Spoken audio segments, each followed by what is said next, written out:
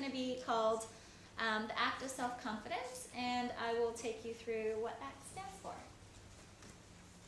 So who here has ever doubted their ability to try something new? Feel free to do a show of hands. Okay, great.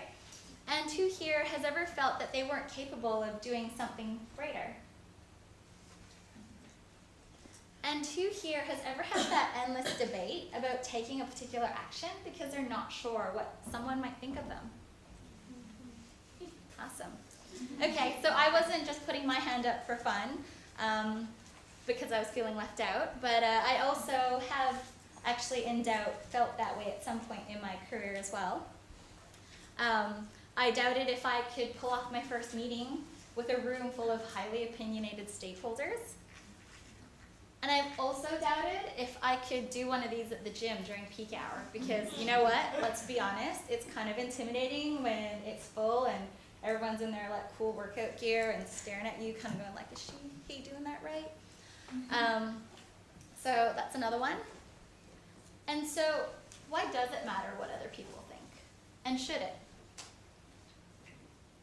Hi, I'm Amanda, and I'm the founder of Interesting by Default.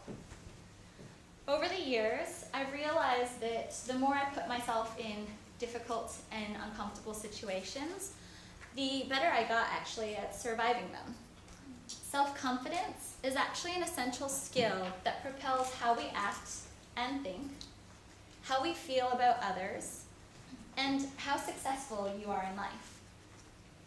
Today, I'll be taking you through 3 simple principles that will show you how you can build your own self-confidence. And we actually know from research that it is in fact a skill that can be trained. So would you like to hear some of them? Yes. Okay. So the first one is awareness. Principle number 1 is about awareness over ignorance. Did you know that those who put up their hands at the beginning have already taken an action towards this first principle? So like give yourself a little clap. Imagine that time that you wanted to say something in an important meeting. Or how about that time that you wanted to undo that regret after a decision you made? Or how about that time you were traveling and you're like, oh, I really don't know where to go, but I need to ask someone for directions. What did you think? How were you feeling? And how did you act? Recognizing how you feel and think in every situation is an important step towards improving your self-confidence. Awareness is about the situations where you feel confident and not feel confident makes it easier to do it right the next time.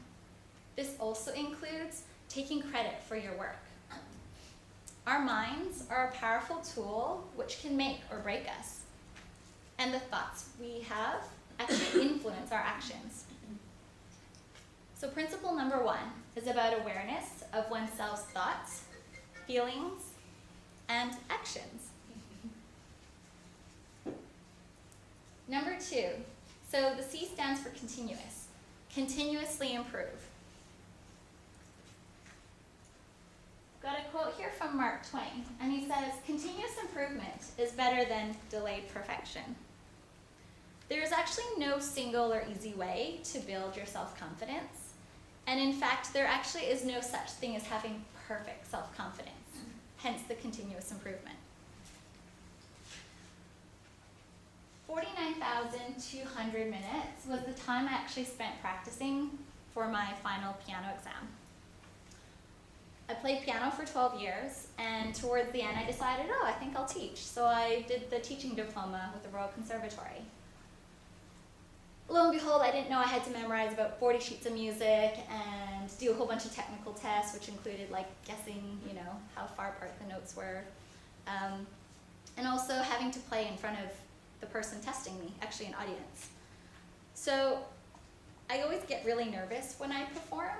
And on top of that, the worst part was that when I get nervous, I forgot like where I left off, and then I would go blank, and I'm like, okay, everyone's staring at me, and I don't know what to play next. But as part of that, my teacher and my parents said, you need to practice some more. And I know we hear this all the time, where everyone says, just practice, you'll do fine. And you doubt yourself in the beginning, but over some time, that actually becomes a lot easier. And so through many recitals and countless hours of practicing, it actually helps. Who here has ever received feedback from a work colleague and they kind of got defensive? They're like, what you saying that to me for? Yeah. So by default, it's very difficult to hear that we didn't do as good of a job as we thought we did, or that we didn't do a good job. It's normal, and it just didn't feel good. But what's important here is how you actually perceive that feedback that is given to you, and what actions you decide to take next. Although the feedback doesn't come back positive, it's up to you to decide how you want to interpret that. Not everybody's good at communicating. I'm sure you hear that all the time at your companies. Oh, we got to get better at communicating. And at the next retro and the retro after that, you're still talking about it. And so it's up to you to decide how you want to translate that feedback and what you're going to do about it. The only way to continuously improve is to take your weaknesses and turn them into strengths.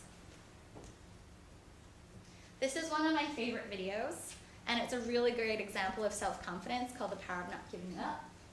And if I can just work out how to play it.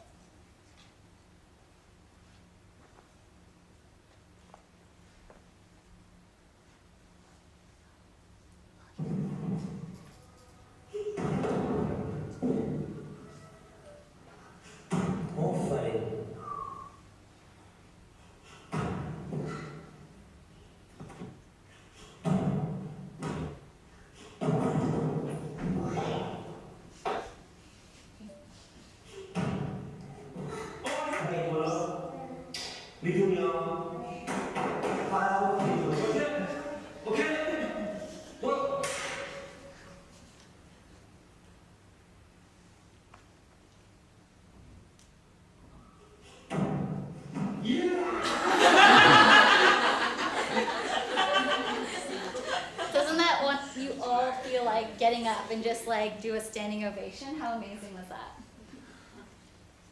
And so what's important here is that she never gave up, and which leads to the next one, actually put a lot of trust in herself, and every time she practiced that jump, she got a little bit better.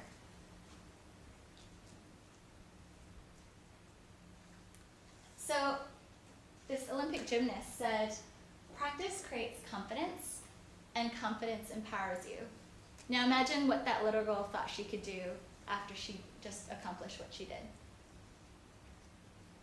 So principle number 2 is about continuously improving yourself with practice and persistence. All right, number 3. T stands for trust. Trust in yourself. Do you ever have a hard time recognizing, understanding, or believing in your value and worth? Or how about that engagement in negative talk? Oh, I don't know if I can do it. I'm not as good as that person. So there was a friend of mine, he was promoted last year. He was all excited about working in this new area. He's like, yes, I'm going into this new industry. Still doing what he did. He's a nurse, by the way. But he started to question his abilities in being able to fit in and do the right job and do it as well as he thought he could. He was wondering if he could measure up. But here's the thing. If you don't trust yourself to do an amazing job, then who will? So would you feel more or less confident working with colleagues who always had negative things to say about every situation? You got to get rid of those negative thoughts to make space for the positive ones. Studies have shown that negativity is contagious. But did you know that the positive thoughts are also contagious? As I mentioned earlier, you can only do this if you are aware of your negative and positive thoughts, actions, and feelings. Nothing in life is ever guaranteed to go perfectly, and undesirable situations are going to happen from time to time. A few months ago, my sister called me. She lives in Canada. And she's like, oh, there's this new opening for a supervisory position. She's an occupational therapist in a hospital and worked really hard to get to that point. She was like, should I take the position? You know, here are the reasons why I want to take it. One of them being she wants to be challenged. And then she went through this whole long list of other things that she wasn't so confident about. It's more, you know, the known unknowns, the things that are new and she hasn't really practiced so much. But here's the thing. She really wanted to be challenged and she had the qualifications. But she wasn't sure if she should take the supervisory position for the reasons that she felt uncomfortable for. So we went through her list of accomplishments. And short story, I said to her, you know, you were the one who got yourself here. And you were the only person who can get yourself to the next step. So essentially trusting in herself. And she did. And 6 months later, she's in that position, doing great, loving life. So she did it. Principle number 3 is about shifting your mind to trust in you.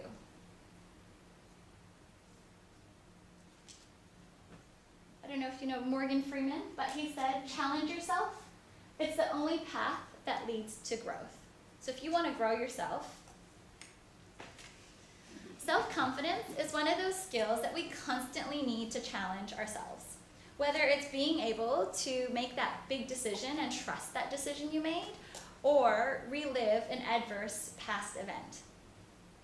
Believe it or not, you need self-confidence to make the simplest decisions, like, what should I wear to this talk tonight? So at the start of this talk, I requested that you wrote on a little post-it note about that time you shrugged off a compliment. If you could get it out, I'd like you to have a little look at it. So now imagine what it would have been like instead to just say thank you.